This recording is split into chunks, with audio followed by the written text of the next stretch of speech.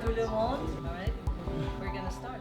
The reason why we're here, and you know, the reason that we are all sitting comfortably today, is the sofa Lemura, which was originally designed in 1972 and is now 50 years later on the market again, thanks to Tacchini. And we, in fact, it was interesting because when we were planning today's talk, we were looking at what topics we could talk about. And I noticed that in a lot of the communication about this sofa, this one term, timelessness, kept cropping up.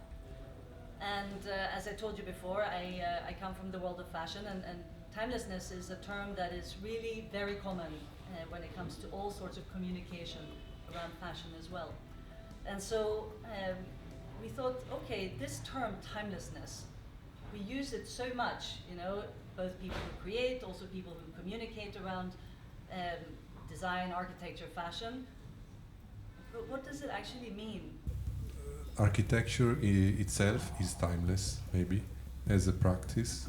That could be an answer, because the tools are changed all the time.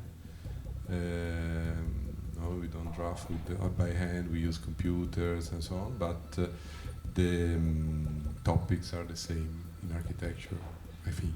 So what are the fundamental topics of architecture, space, light,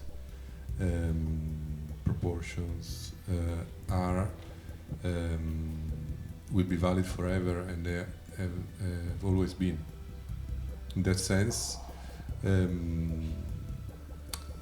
architecture with a uppercase, so meaning not architecture that responds to fashion, to trends, and what is cool, or what is, that also that refers to other architectures too much.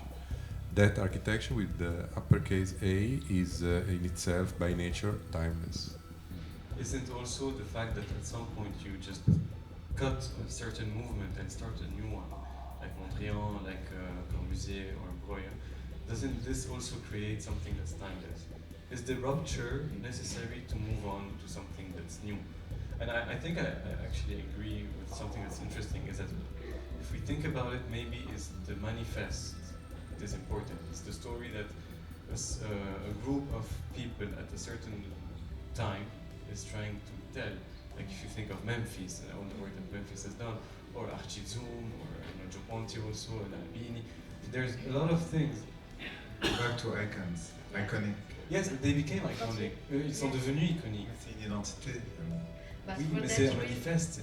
C'était un manifeste qui était en rupture avec un mouvement. Juste après tout à fait d'accord. La Bauhaus qui vient après la. Ariana? But for that reason, to me, it has no sense to speak about good taste. Exactly. Because it's something that goes beyond, because Memphis, maybe it was not good taste at the beginning. Now it is, because it has a, maybe don't, because it has a value, it's a rupture, it's something like this sofa. To me, it's something that reflects the spirit of time, of that time.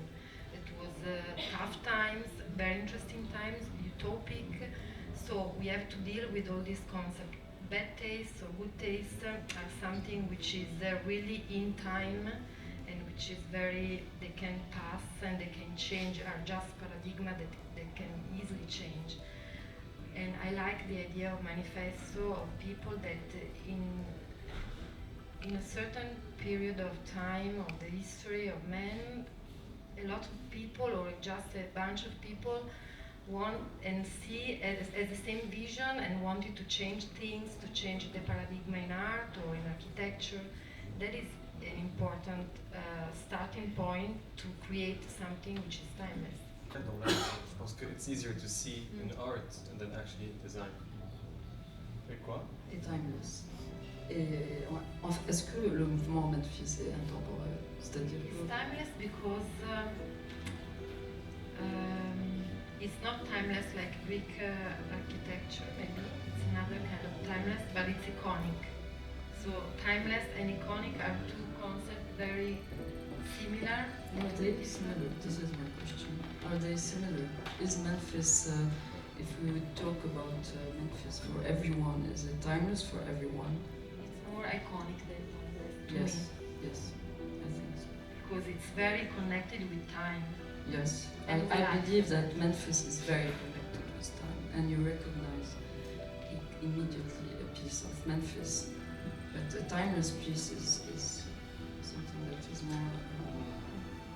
Sorry, I'm trying. I don't know. Yeah, it's very. I think there's something interesting because je pense quelque chose d'intéressant, c'est que si aujourd'hui, quand on dit is Memphis timeless, can Memphis still produce work today, new work that is the same strength as it was before? Non. Ouais, mais je peux pas faire tout le monde. Non, mais Je parle à Ariane.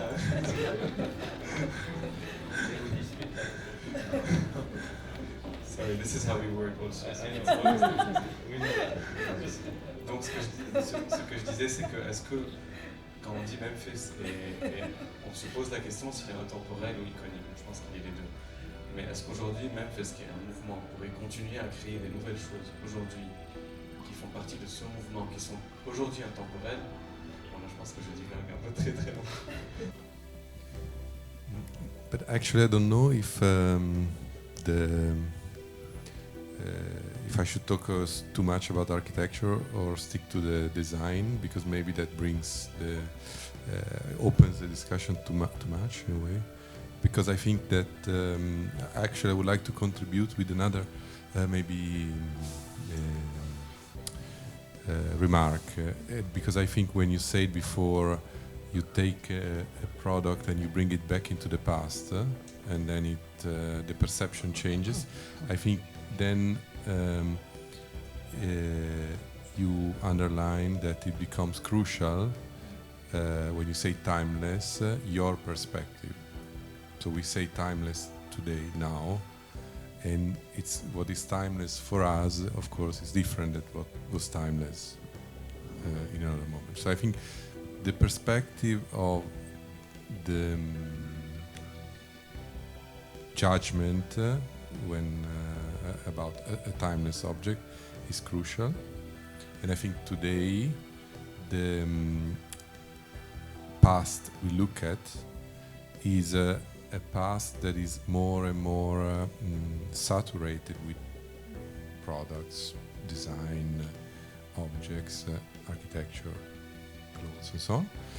And so it's so saturated by things that it's often what we're looking for in a creative process might already exist. And when we realize that something that we are looking for already exists, then we take it and we bring it back with the re-edition or with the sampling or with copying to our today, and that is maybe when we are allowed to do that process, we are dealing with something timeless.